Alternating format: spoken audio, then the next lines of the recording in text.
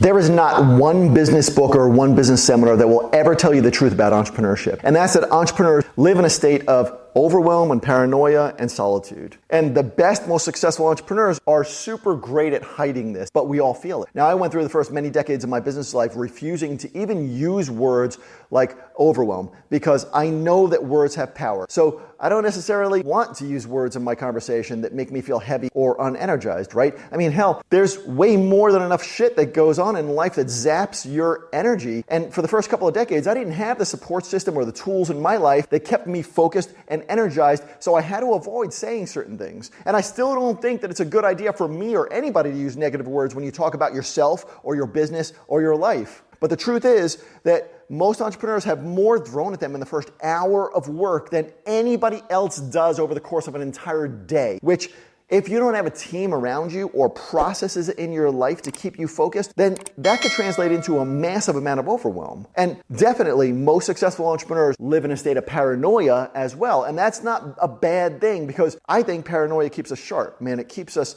constantly ahead of the game and it helps us to constantly improve our products and our services for our customers so that we don't lose those customers. And it helps us to give more to our team so they don't quit and go someplace else. And paranoia, I think, again, is a great thing when it's harnessed and used to our advantage. And without a doubt, most successful entrepreneurs also live in a state of solitude because being alone is part of growing a business. As an entrepreneur, you are the only one who pays the price when all shit hits the fan. And you are the only one that everybody leans on to make the final decision on big projects. And if you're the main breadwinner in your family, then you are the only one that your family looks to, financially at least, to build a great life together. And if somebody sees this video and they're not an entrepreneur, they're just not going to understand any of those three things at all. But if you're in business, then you know what it's like to be overwhelmed and paranoid and feel alone. And I got something to tell you. If you've been in business for more than 2 years or you've had any level of success, then you have definitely found a way to use those three things to your advantage because